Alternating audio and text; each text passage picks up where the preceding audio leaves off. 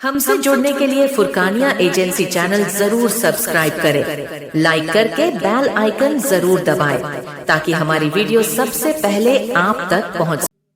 भाई हजरत ख्वाजा निजामुद्दीन महबूब इलाही दिल्ली में थे। आपका एक चाहने वाला गया तो कहा हुजूर बहुत परेशान हूं, गाजी मियां की चौखट पे हम क्यों जाते हैं?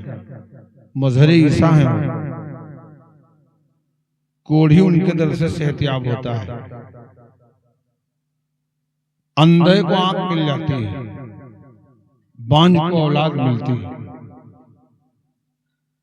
तो जिस कोढ़ का कोई इलाज ही नहीं भारत में, जब उसका इलाज गाजी मियां कर रहे हैं तो उनके यहाँ शुगर का इलाज नहीं है, हार्ट ब्लड प्रेशर का इलाज नहीं है। हर परेशान हाल उनके दर पे इसलिए जाता है कि उनके मुकद्दस दर का जो पानी है वो दुनिया की बेहतरीन से बेहतरीन दवा का काम करता है, इसलिए लोग जाते हैं। महबूब इलाही की बारगाह में चाहने वाला गया, उसने कहा कि हुजूर मैं बहुत परेशान हूं, इतना परेशान हूं, इतना परेशान हूं। उसी परेशानी में मेरी बच्ची का रिश्ता आ गया, अगर रिश्ता करता नहीं, रिश्ता उचक गया तो पता नहीं कब रिश्ता होगा। हालांकि उस पीरियड में आजकल जैसे डाका डालते हैं ना, ये छोटे डाकू इस तरह लोग नहीं थे। शादी में जब जाएगा शादी लगाने के लिए तो सबसे पहले तो एक दो गाड़ी लेके जाएगा आदमी, खुद खाएगा दबा के, और जब वहां से चलेगा घर वाले पूछेंगे भैया, तो कहा ठीक घर जाएं, घर जाके हम आपको बताते हैं।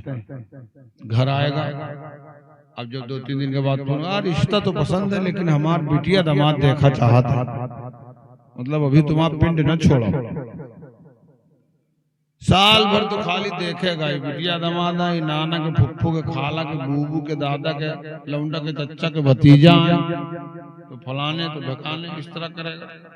और उसके बाद जब रिश्ता पक्का हो जाएगा तब बताएगा हाँ भैया बताओ हम 250 बरात है। अरे कुछ कम कर लो, कैसे कम कर ली? 250 तो हमारा परवरवा है। हाँ अबे भिखमंगे खिलाना है तो दूसरे के बल पे, अपने घर पे खिलाओ। अच्छा ये सब हो जाएगा, दान जहेज की बात जब चलने में तो बताएगा कि भाई हम तो कुछ मांगते नहीं, लेकिन हाँ वो लड़के की ख्वाहिश है। इस तरह लोग नहीं थे, लेकिन रिश्ते के लिए दिक्कत थी। पहले लोग रिश्ते में जब देखते थे तो ये देखते थे सीरत, और उसके बाद खानदान, फिर तीसरे नंबर पे सूरत।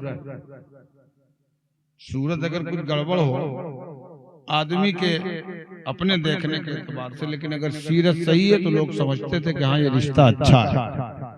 उसने कहा उधर रिश्ता मिल गया, रिश्ता उचक जाएगा तो दिक्कत आएगी। तो हजरत ख्वाजा निजामुद्दीन महबूब इलाही फरमाते हैं कि चाहते क्या हो? उसने कहा हुजूर हेल्प चाहता हूँ, आपकी आनत चाहता हूँ, मदद चाहता हूँ, कर्म चाहता हूँ। कहा तो मेरे पास तो कुछ है नहीं, तुम रुको और मेरा कोई मुरीद आएगा, मुझे नजराने देगा और मैं वो नजराना तुम्हें दे दूंगा, तुम जाके अपनी बच्ची की शादी में खर्च कर लेना। चाहने वाला 1 दिन रहा, 2 दिन रहा, 3 दिन रहा, 4 दिन रहा, 5 दिन रहा, 6 दिन रहा, 7 दिन हो गए। उसने कहा हुजूर हफ्ता भर हो गए और अब तक कोई आपका मुरीद ना आया, ना उसने नजराना दिया, ना आपने मुझे दिया। पता नहीं 1 हफ्ता रुकूं और फिर ना आवे, तब तक तो शादी सर पे आ जाएगी। तो आप मुझे अब कुछ न दीजिए, आप मुझे सिर्फ इजाजत दे दीजिए। आपने कहा अच्छा ठीक है, जब जा ही रहे तो ये मेरी जूतियां लेते जाओ और इन्हें बेचकर जो पैसा मिलेगा वो पैसा अपनी बच्ची की शादी में खर्च कर लेना। तो मरता ना करता क्या, चाहता था उनको। अच्छा एक बात ये भी है, जिससे जिसको मोहब्बत हो जाती है ना तो उसका ऐब भी बेहतर लगता है। वो क्या शेर है कि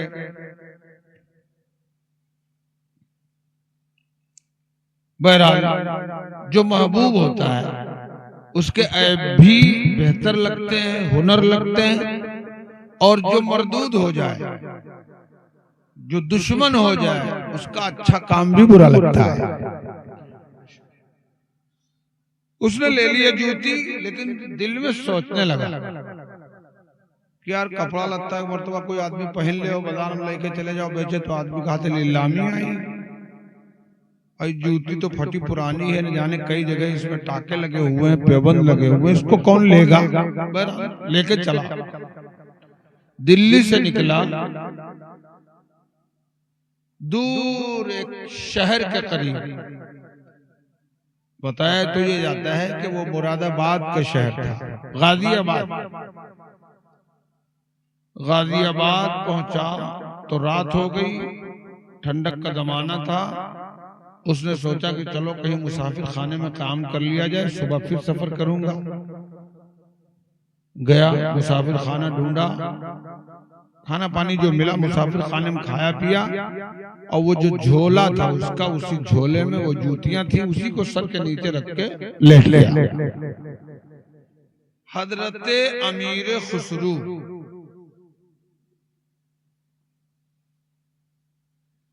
ये महबूब इलाही के मुरीद सादिक हैं।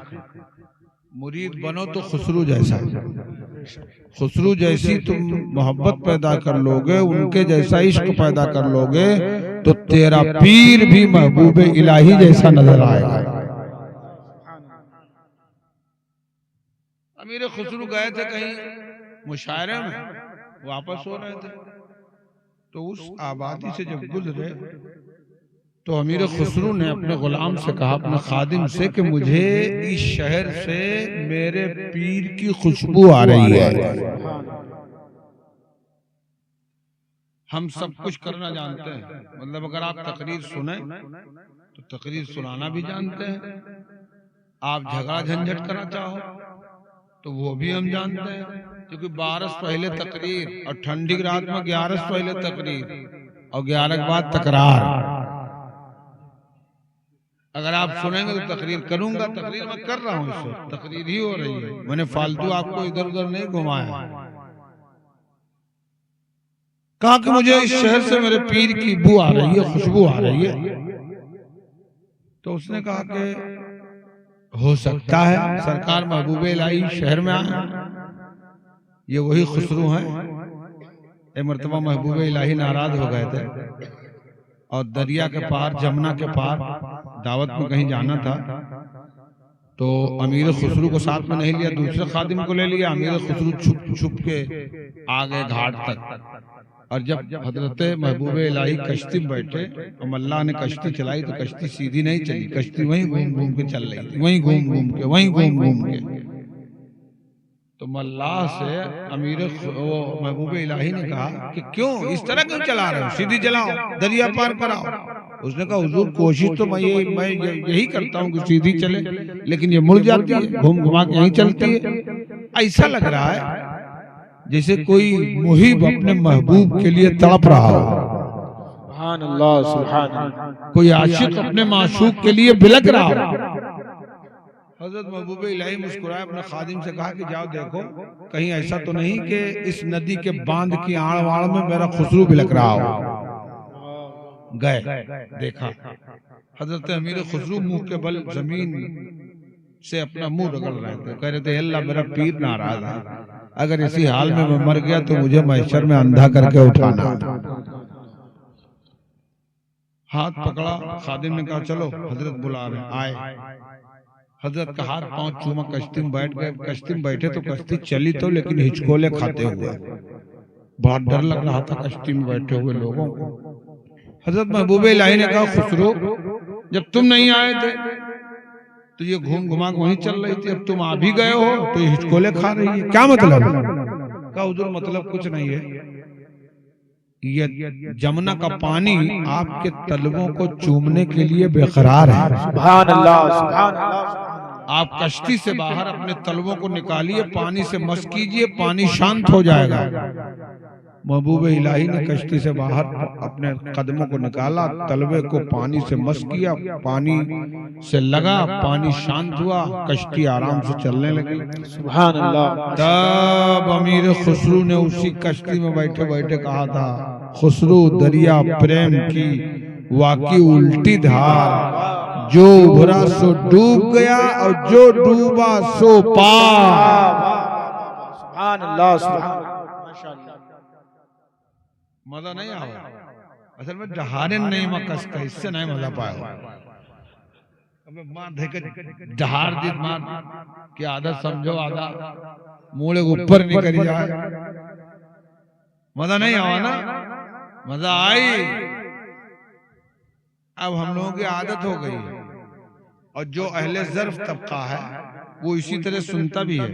आप पीर अजमल साहब को सुनिए, अल्लामा साकिब मुस्तफाई साहब को सुनिए, ये लोग बोलते हैं तो ऐसा लगता है कि जैसे इनके होंठों से फूल झड़ रहे हैं।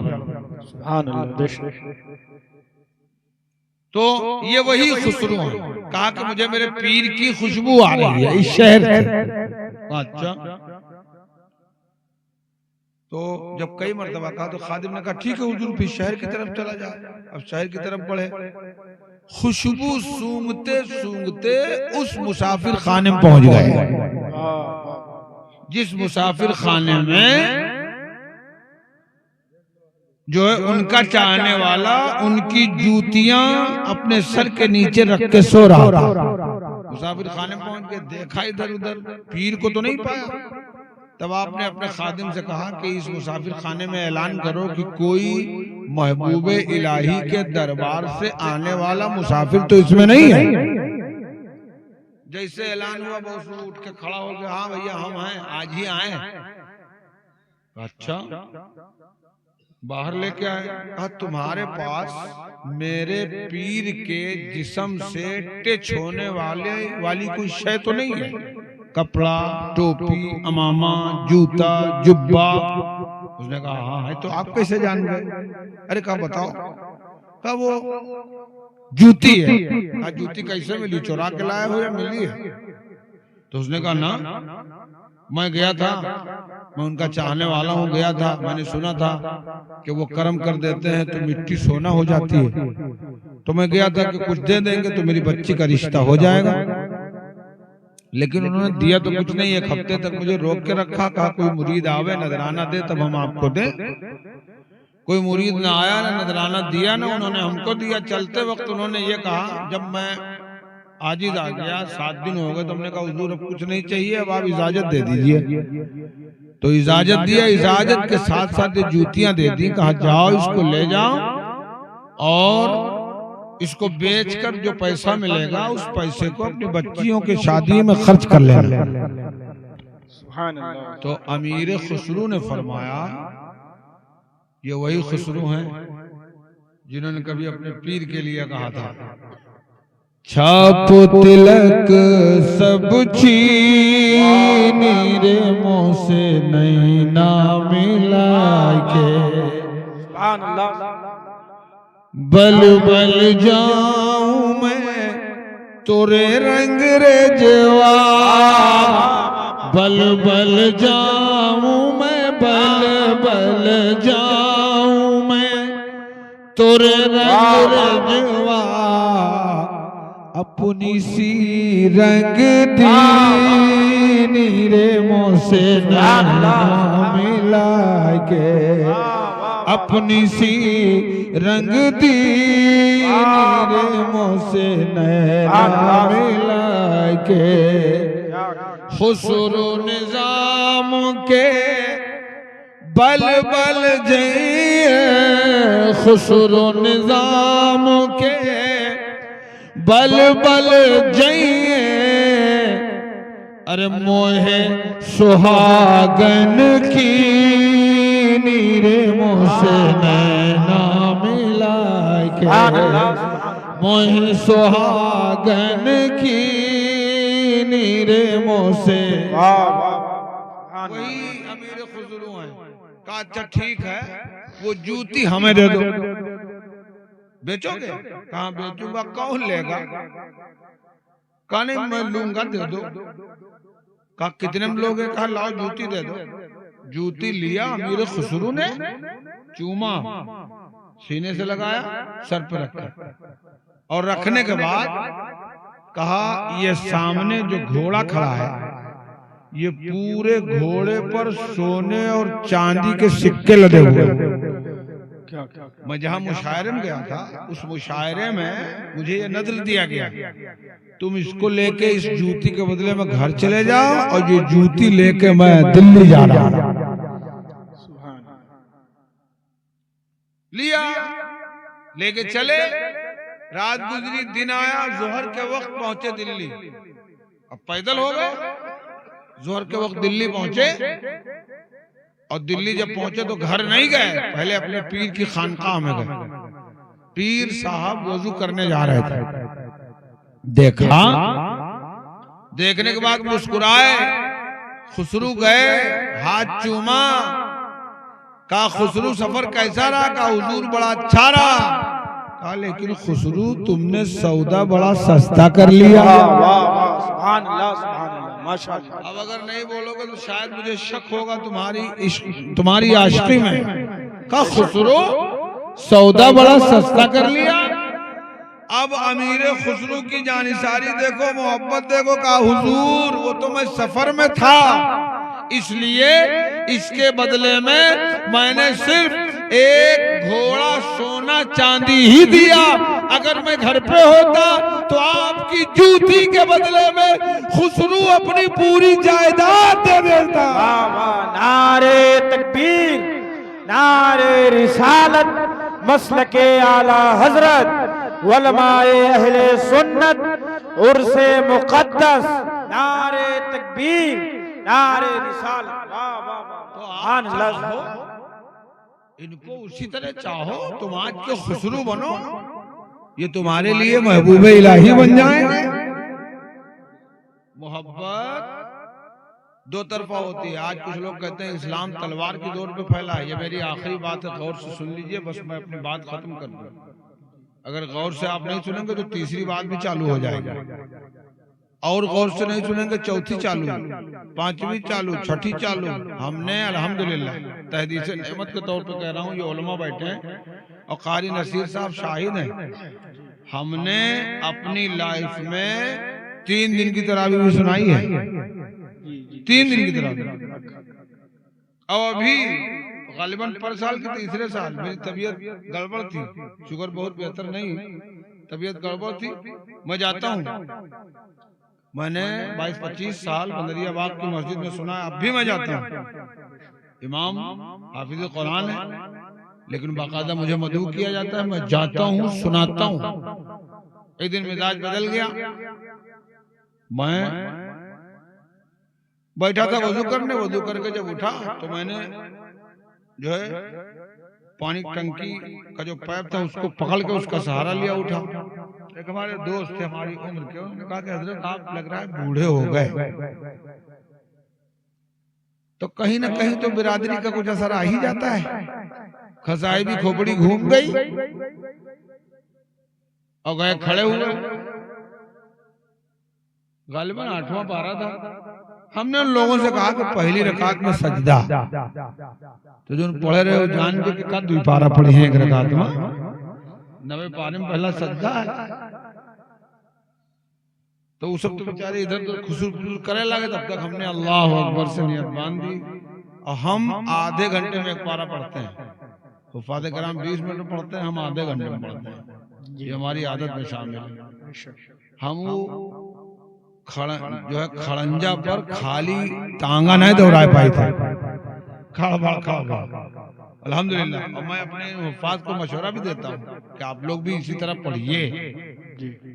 अरे दुनियावी शोहरत और इज्जत के एतबार से हम खड़बड़ा तो लेंगे, ये हो जाएगा कि काजी साहब ने 1 घंटे में 5 पारा पढ़ दिया, खींच दिया। पढ़े कहाँ कहते तान दी, बताइए खींच दी। चिड़िया जान से कि इनका खींचे और ताने पड़े हैं। हाँ, इनका खाली खड़े हो के तुम्हारा उंघात है। वही बिस्लेरी पानी जा रहा है साथे। शहरों में तो हमने देखा है 3-3 दिन की तरावी में सब नाटक करने जाते हैं, बाकायदा हुआ सब बिस्किट और पानी और चाय वाय सब रहती है। 2 पारा हमने पढ़ा एक रकात, नवा पारा सजदा किया और उसमें एक रकात पूरी की, और फिर दूसरी रकात में 10वां पारा हमने पढ़ दिया। 3 पारे में 2 रकात।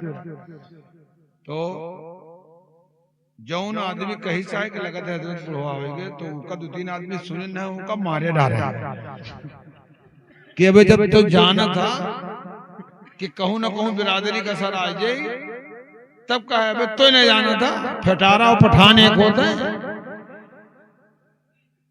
तो मैंने आपको इसलिए बता दिया, कि अगर आप गौर से सुनेंगे तो बात यही खत्म की जाएगी, वरना फिर आज हम वही मिजाज रख लेंगे और तीसरी बात चालू हो जाएगी, फिर चौथी और चालू हो जाएगी, फिर 5वीं चालू, फिर अल्लाह खैर करे। इस शीरीनी आप ले जियो कि हम अकेले मदरसा ले जियो कि कमाल भाई लेके जाएंगे, कौन लेके जाएगा इसको वो वक्त बताएगा। आप गौर से सुनिए। एक बात, मेरी आखिरी बात सुन ले, वो मैंने आपके खुशतबई के लिए या आपको बेदार करने के लिए ऐसा कुछ कह दिया, ऐसा कोई मिजाज है नहीं। और मिजाज क्या, आपके सामने 3 घंटा तकरीर की जाए, आप किसी एक बात पे अमल करें और आपके सामने 5 मिनट आपको समझा दिया जाएगा, अगर एक बात पे अमल कर लोगे तो सबका आना, ये मेहनतें, ये मशक्कतें सब इंशाअल्लाह करामत साबित होंगी। आज लोग कहते हैं कि इस्लाम तलवार की जोरों पर से फैला है। मैं उन लोगों को ये बता दूं जो लोग ये कहते हैं कि ये आक्रांता हैं, ये देश को लूटने का काम इन्होंने किया है। अरे मियां, इससे बढ़कर देश को जोड़ने की और कौन सी बात होगी इनके दर से। आज भी पर साल की लिस्ट आप देखिए, अंधों, कोढ़ियों और बेऔलादों को जिन जिन की मुरादें पूरी हुई हैं, 7 नामजद हैं, 7 नामजद, जिसमें सिर्फ एक मुस्लिम है, बाकी सब गैर मुस्लिम है।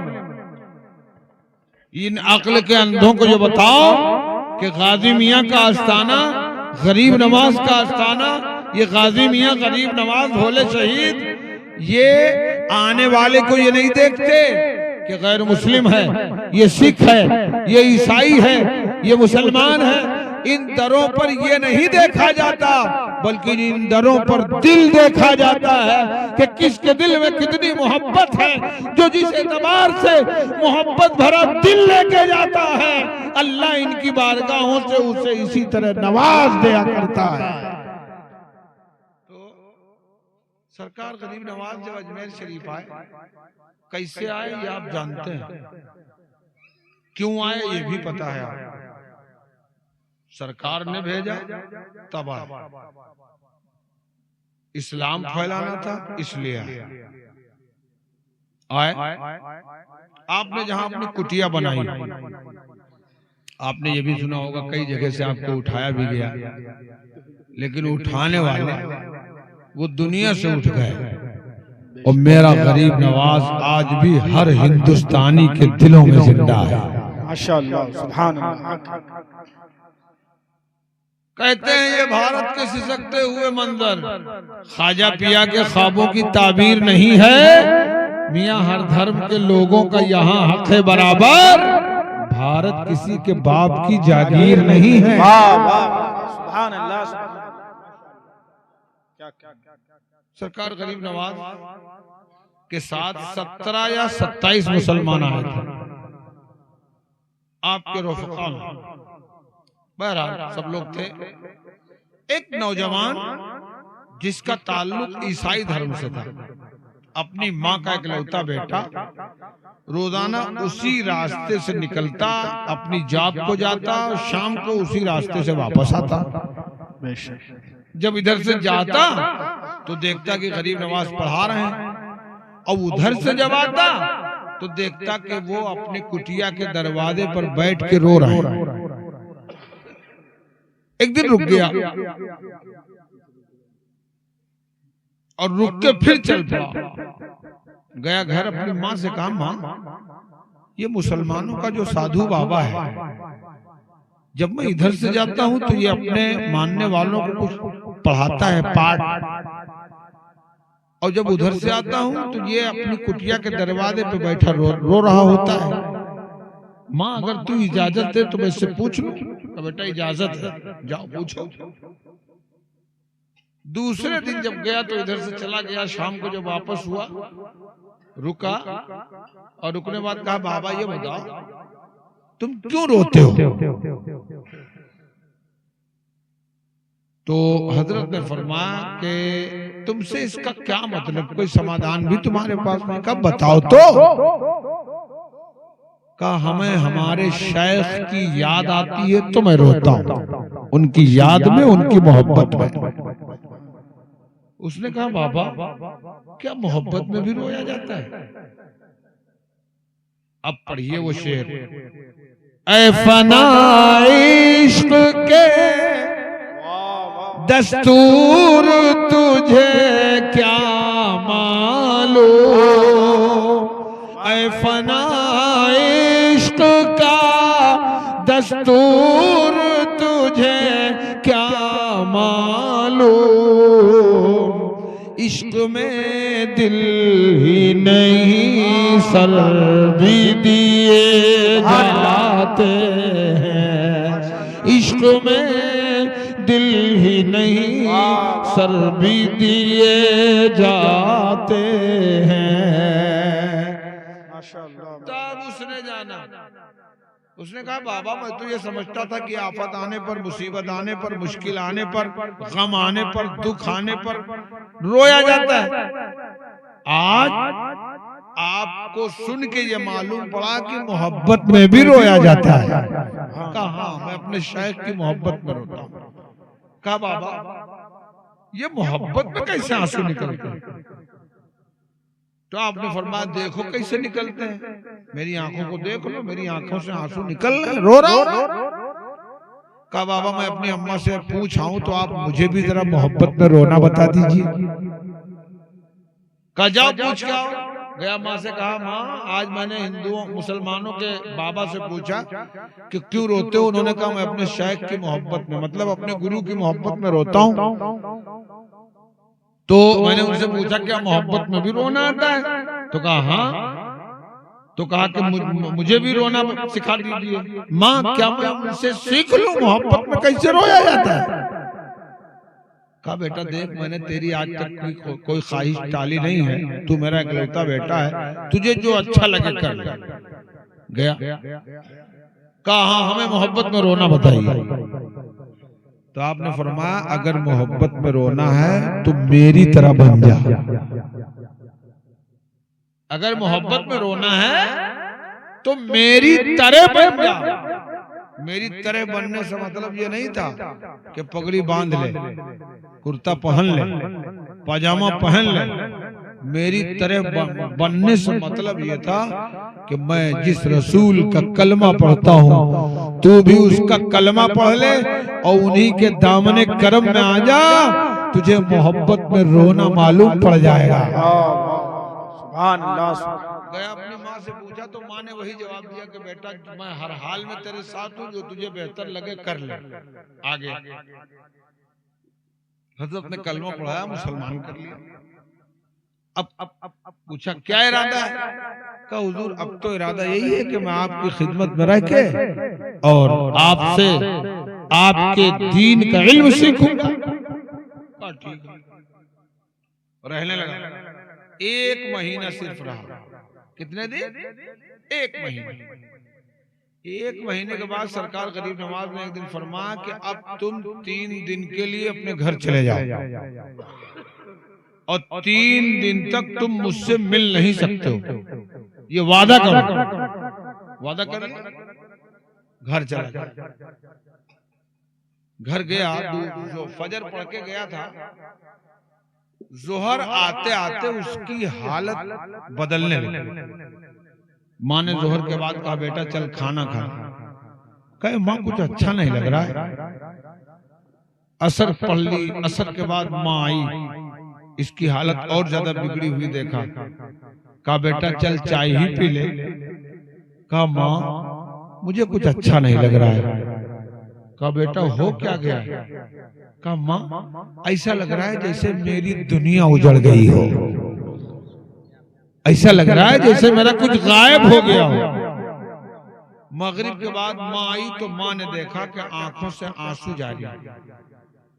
माँ ने देखकर और जाके गरीब नवाज से कहा बाबा क्या कर दिया मेरे बच्चे के साथ? मेरा बच्चा तहजीब याफ्ता बन गया, लेकिन आज पता नहीं क्यों न वो आपकी तरफ आ रहा है और न घर में कुछ खा रहा है। आपने फरमाया इब्तिदाई इश्क खैर होता है क्या, आगे आगे देखिए होता है क्या। सुभान अल्लाह। जा अपने बेटे को संभाल। चलिए आई माँ है माँ। जब भी कश्ती मेरी सैलाब में आ जाती है, माँ दुआ करती हुई ख्वाब में आ जाती है। और वो मुनव्वर राना कहते हैं ये ऐसा कर्ज है जो मैं अदा कर ही नहीं सकता। मैं जब तक घर न लौटूं मेरी माँ सजदे में रहती है, बुलंदी देर तक किस शख्स के हिस्से में रहती है, बहुत ऊंची इमारत हर घड़ी खतरे में रहती है। ये ऐसा कर्ज है जो मैं अदा कर ही नहीं सकता। मैं जब तक घर न लौटूं मेरी माँ सजदे में रहती है। और मुनव्वर साहब ने तो जमीन के आसमान के तारों को चैलेंज कर दिया। कहते हैं तेरे दामन में सितारे हैं तो होंगे ऐ फलक, मुझको अपनी माँ की मैली ओढ़नी अच्छी लगी। मुझको अपनी माँ की मैली ओढ़नी अच्छी लगी। और एक शायर कहता है कोई बच्चा तड़पता है तो माँ का दम निकलता है, मगर जब माँ तड़पती है तो फिर जमजम निकलता है। तो माँ ने कहा क्या कर दिया? कहा जा इब्तिदाई इश्क खैर होता है क्या, आगे आगे देखियो होता है क्या। चली आई माँ।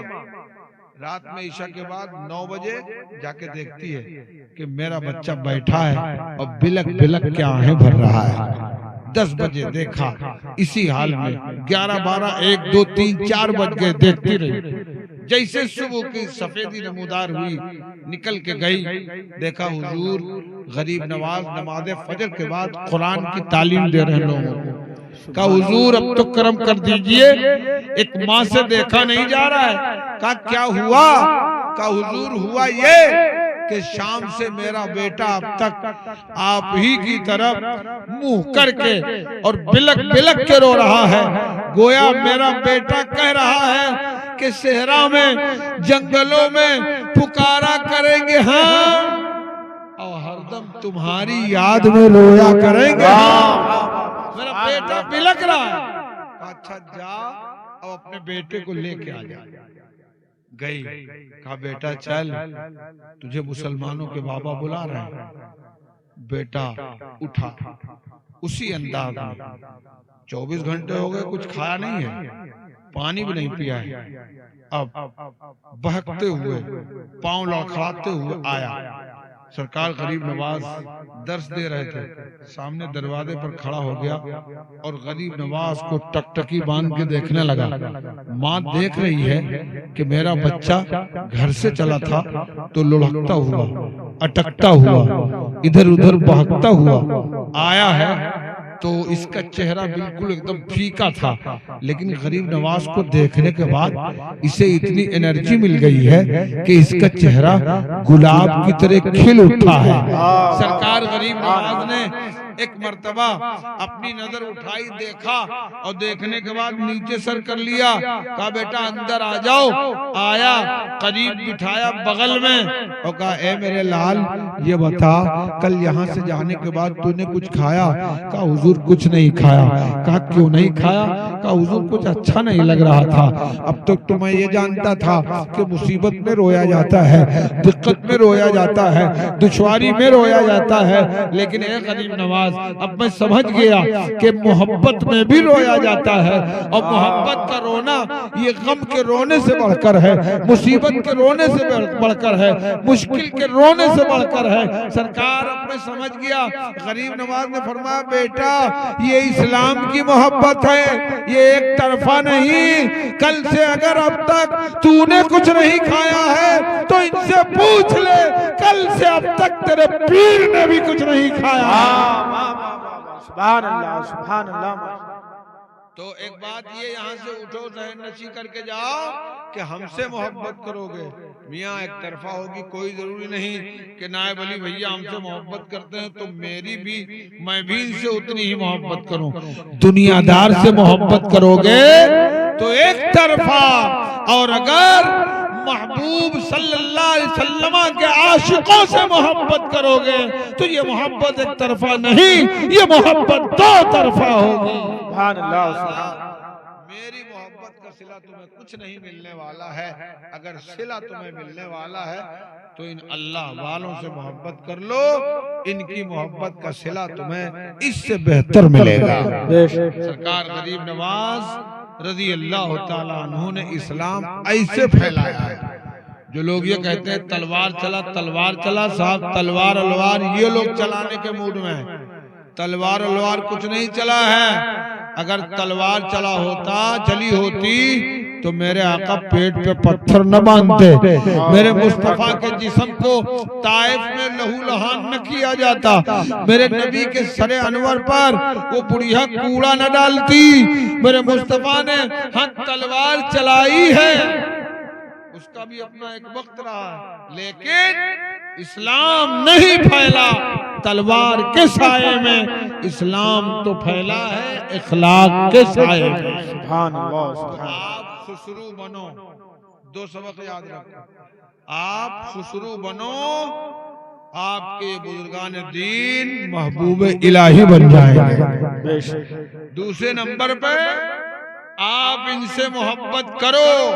अरे सरकार गौसे पाक ऐसे थोड़ी ना फरमा रहे हैं। मेरे आका गौसे आदम कहते हैं कि मेरा मुरीद अगर ईशा के बाद मुझे याद करता है तो उसके याद करने से पहले मैं उसे याद कर चुका होता हूँ।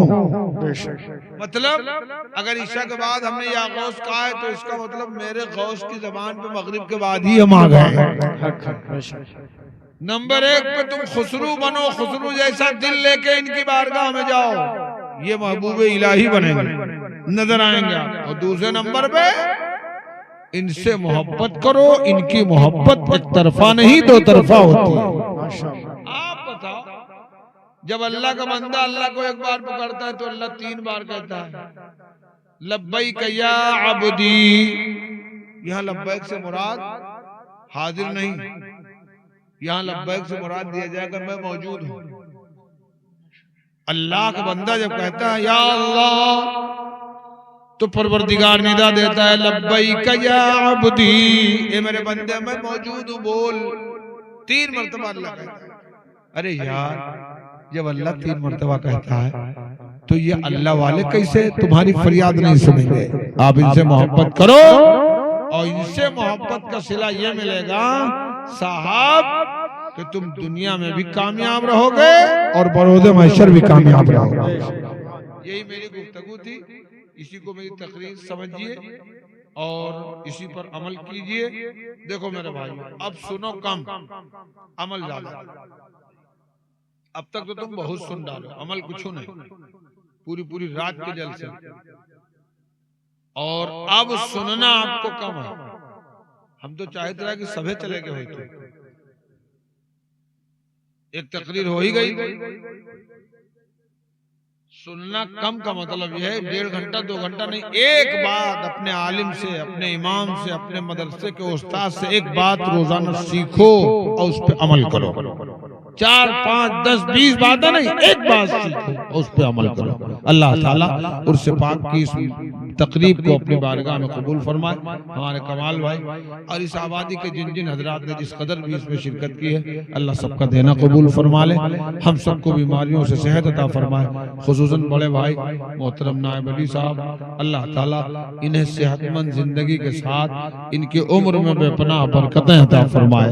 अस्तगफिरुल्लाह ली व लकुम अजमाइन। कलमा शरीफ पढ़ लीजिए, ला इलाहा इल्लल्लाह मुहम्मदुर रसूलुल्लाह। ताजे शाही ने मुकद्दर में खजीना लिख दे, मेरे मालिक मेरी किस्मत में मदीना लिख दे।